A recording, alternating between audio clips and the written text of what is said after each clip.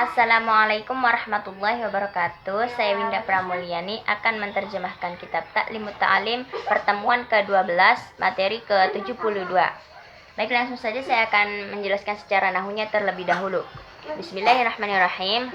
Jumlah mufidah al-jumlatu al-mufidah. 2. Jumlah fi'liyah. Jumlah mufidah yang kedua adalah jumlah fi'liyah. Jumlah mufidah adalah jumlah yang sempurna karena telah memberikan faedah yang bisa dipahami. Jumlah mufidah itu ada dua. Jumlah ismiyah seperti pekan ke-11, yaitu jumlah yang terdiri dari mubtada dan khobar dengan persyaratan mubtada begitu khobar begitu. Jumlah fi'liyah, jumlah yang terdiri dari fi'il dan fa'il. Ini disebut jumlah mufidah karena sudah memberi pengertian yang sempurna, karena orang yang mendengarkan tidak akan proses lagi. Misalkan najaha al-mujtahidu, najaha al-mujiddu, sukses yang giat. Nah, ini sudah memberikan pemahaman yang sempurna. Persyaratan jumlah fi'liyah. Dalam jumlah fi'liyah, persyaratannya harus sesuai di dalam muzakkar dan muannas, tidak harus sesuai di dalam mufrad. Tasniyah dan jamak maksudnya sesuai di dalam muzakkar dan muannas. Maksudnya jika fiilnya muzakkar, fa'ilnya juga harus muzakkar. Contoh, najaha al-mujiddu atau jaa mudarrisun. Telah datang Pak Guru untuk muzakkar.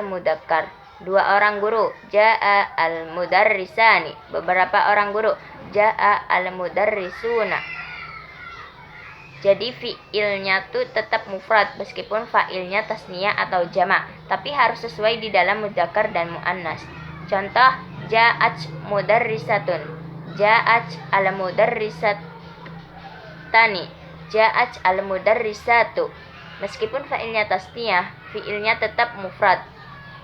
Muda ja'at. Itu adalah persesuaian di dalam jumlah fi'liyah.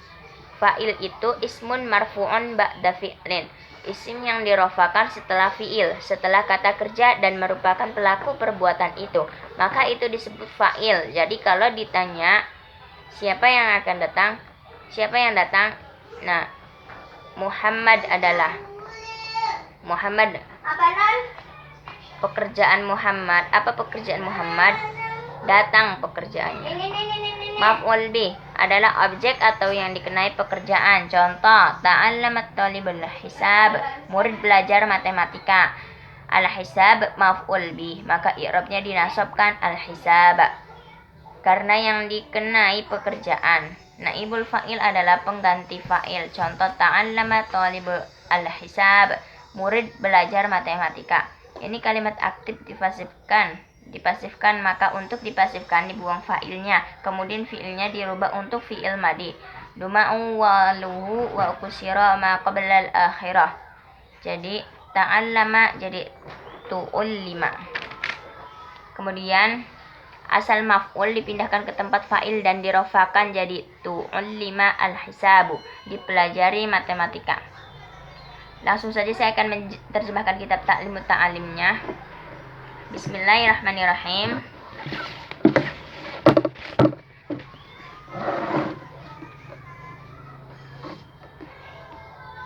Wa hukiya anal imam asy-syekhul al-jalil Muhammad bin Fadl rahimahullahu ta'ala ka'ana fi hali ta'alumihi la ya'kulu min ta'ami suq.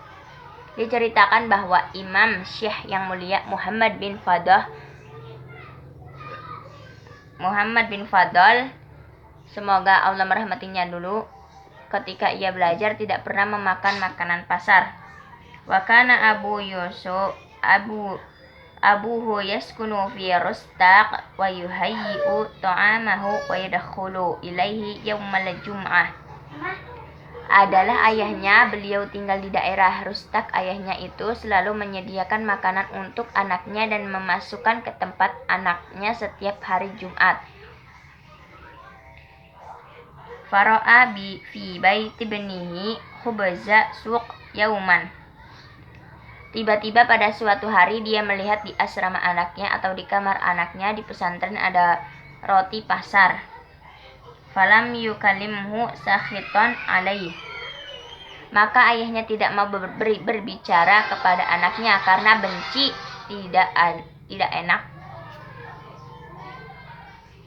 Fa'atadara ibnuhu faqala mashtaraytuhu ana awalam arda bihi walakin ahdarahu syariki.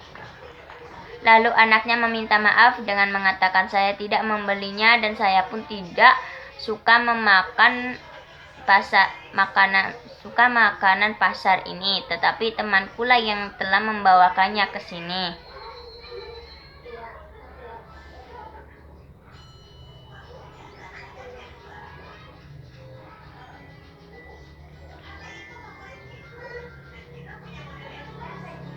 Faqala abuhu, lalu ayahnya berkata kepada anaknya, lau kunta tahtatu wa tatawarra'u an mislihi lam yajra'u sarikuka bidalik.